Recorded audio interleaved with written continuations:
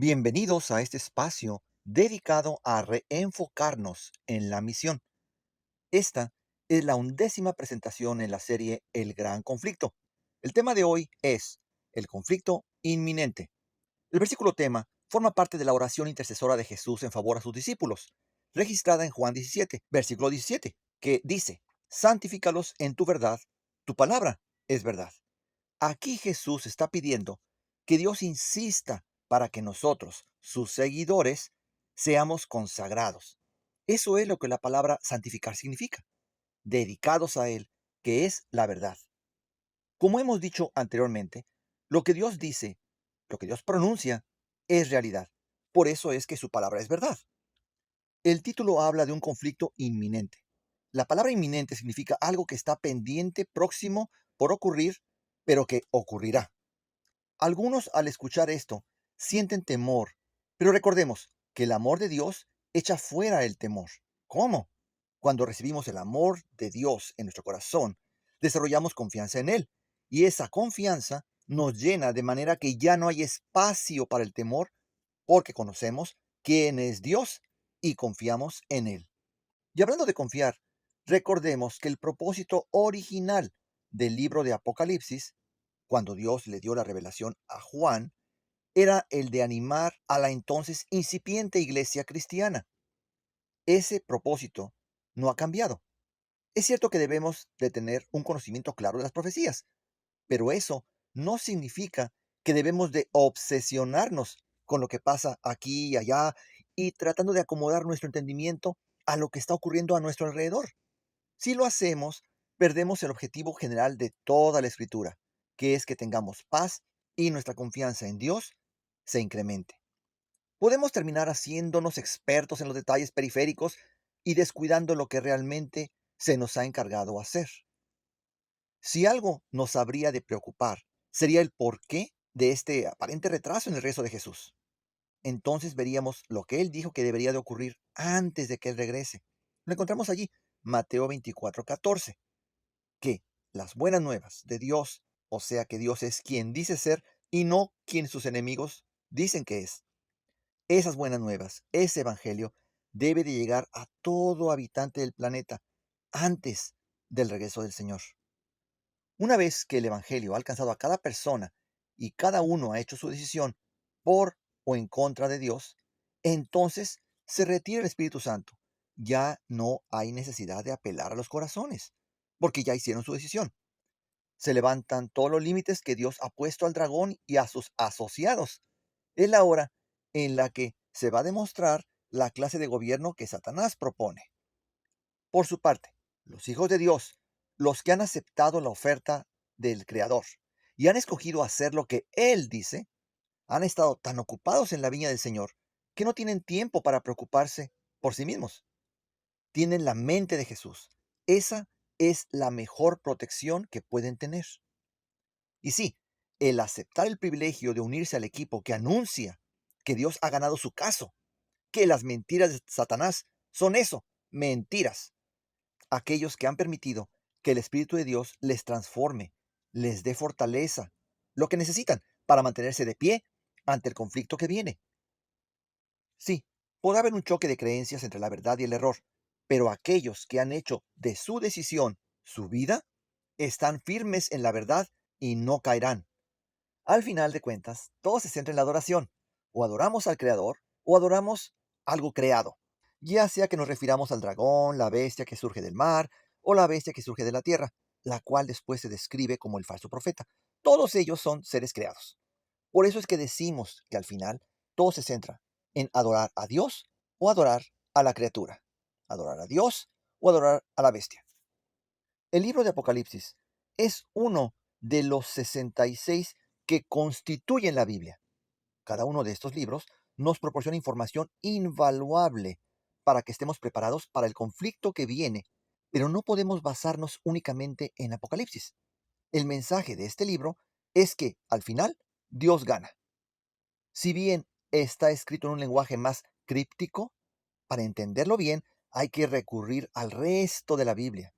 Por ejemplo, allí en Mateo 25 leemos que aún aquellos que hicieron milagros y que pensaban que estaban haciendo la obra de Dios, descubren que realmente no estaban sirviéndole, sino que estaban sirviéndose a sí mismos. Sí, el seguir las instrucciones y los preceptos de Jesús es parte de la ecuación. Tenemos que confiar en Él y permitirle que nos restaure. Déjenme ilustrar esto con la experiencia del pueblo de Israel en el tiempo de Jesús. Los fariseos no solo guardaban la Torah, o sea, la ley, sino que hasta le habían agregado material extra. Pero cuando vino Jesús, Dios en persona, el que la misma Torah apuntaba, ¿qué hicieron? Lo hostigaron, lo persiguieron y finalmente lo mataron.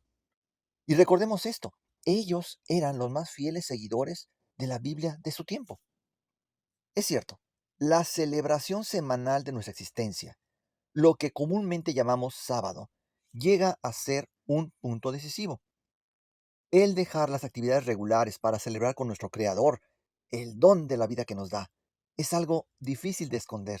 No porque no lo pueda uno hacer en privado, sino porque si tenemos al Señor, rebosamos de gusto y eso se hace ver, otros lo ven.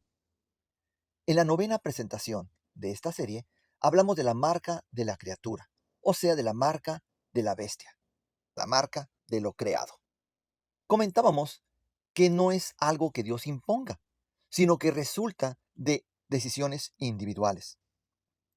En la segunda carta a los Corintios y en Efesios, leemos que el sello de Dios se refiere a recibir el Espíritu Santo y a alcanzar el nivel de entrega al Señor que va a permitir que cualquier cosa que ocurra a nuestro alrededor no afecte nuestra confianza en Dios. Al final, ¿qué es lo peor que me puede pasar? Si el dragón, la bestia o el falso profeta me mandan a dormir, ¿cuál es el problema? La siguiente vez que abra los ojos será para ver venir al Señor en la nube de los cielos.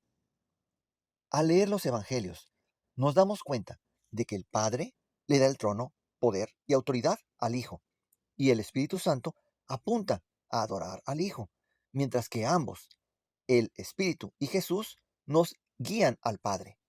Bueno, en Apocalipsis 13 encontramos una triada perversa, tres criaturas.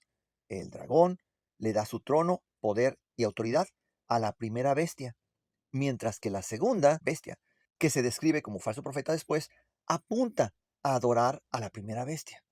No solo los componentes de la primera bestia que leemos en Apocalipsis 13 son paralelos a Daniel 7, sino también la manera en la que aquellos que no aceptaron el amor de la verdad y por lo tanto fueron engañados, llegan a exclamar, ¿quién como la bestia? Ahí en el versículo 5 de Apocalipsis 13, lo cual viene a ser una perversión del nombre Miguel, que significa ¿quién sino Dios? ¿Quién como Dios? Y claro, como sabemos, la bestia no es una persona, sino una organización que trata de reemplazar la palabra de Dios con decisiones humanas, o sea, con algo creado. La bestia que surge de la tierra, o sea, el falso profeta, lo que hace es usar su poder para hacer que se adore a la primera bestia, aquella que había recibido la herida mortal. Ustedes se acuerdan allá en 1798. Pero el asunto es que los tres, el dragón, la bestia y el falso profeta, son un equipo que liderea el dragón. Y cualquiera de nosotros puede, si no recibe el amor de la verdad, ser engañado y terminar en el lado equivocado de la historia, terminar con el equipo perdedor. Por eso es que insistimos tanto en estas presentaciones, en animarles para que se integren al equipo de Jesús. Y es que cuando recibimos el amor de la verdad, surge en nosotros ese deseo interno de acompañarle en la misión. De la misma manera que la primera bestia surge del mar, el cual representa pueblos, multitudes, naciones y lenguas, según leemos allí en Apocalipsis 17:15, los que han sido santificados por la verdad, los que han aceptado la oferta de Dios y el amor de la verdad, son quienes van a llevar este mensaje a toda nación, tribu, lengua y pueblo. O sea, lo que leemos en Apocalipsis 14:6. Algo de lo cual no hablamos muy seguido es que la segunda bestia, la que surge de la tierra y que después se presenta como el falso profeta, a diferencia de la primera, que surge de multitudes, pueblos y todo eso, esta, la segunda, surge en un área relativamente deshabitada. Inclusive, ahora en pleno siglo XXI, cuando se le compara con otras partes del mundo, tiene una densidad de población relativamente baja, que en la actualidad son 36 personas por kilómetro cuadrado. Y comienza de manera humilde, un estado sin rey y una iglesia sin papa. Un gobierno basado en la libertad política y religiosa.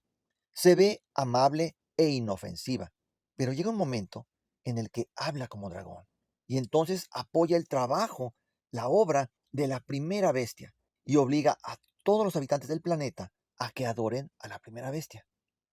Y es que al aceptar adorar a la criatura, llámele dragón, bestia, falso profeta o alguna de las otras opciones que abundan, en lugar de adorar al Creador, ya cuando se llega a ese punto, ya no es difícil aceptar un día de reposo falso. Eso se cae de maduro. Hay un paralelo entre la experiencia de los amigos de Daniel, Sadrach, Mesach y Abednego, que leemos en el capítulo 3 del libro de Daniel, y esta confrontación final. Pero seamos prácticos. ¿Debemos de perder el sueño por esto? Por supuesto que no. ¿Qué creen ustedes que quiere decir la expresión negarse a sí mismo? Es cuando uno llega al punto de que ya no me preocupa qué es lo que me va a pasar, porque mi vida está completamente en las manos de Dios. Cuando hemos puesto nuestra confianza plenamente en Él, sin restricciones, no hay nada que pueda perturbar el shalom, la paz que sobrepasa todo entendimiento. Y esto es algo que Dios nos proporciona. Algo muy importante es que no olvidemos que a nosotros nos toca el compartir la oferta de Dios. Tenemos que empezar con las buenas nuevas, con el Evangelio. ¿Y qué es ese Evangelio? Bueno, dejar claro que Dios no es quien sus enemigos dicen que es. Esa es la clave para entender el resto de los otros mensajes. A menos que lo hagamos de la manera correcta, habrá resultados no deseados. Habrá gente que pueda seguir a Dios por miedo o por conveniencia personal, pero a menos que se reciba el amor de la verdad y permitamos que Dios nos transforme, no vamos a poder mantenernos en pie ante la confrontación final. Por eso es que el versículo que leíamos al principio dice, conságralos, santifícalos, dedícalos en tu verdad. Sí, el método del enemigo es el engaño, pero cuando este no funciona, recurre a la intimidación, el hostigamiento y finalmente la destrucción, de quien él siente como la oposición. Pero si nosotros conocemos realmente a Dios y de verdad confiamos plenamente en Él, no hay nada que temer. Dios ya ganó. Únete de manera genuina, real, al equipo de Dios, de tal forma que tú seas parte de la solución en tu pueblo, ciudad, comarca, colonia o donde te encuentres. No sigamos retrasando el regreso de nuestro Salvador.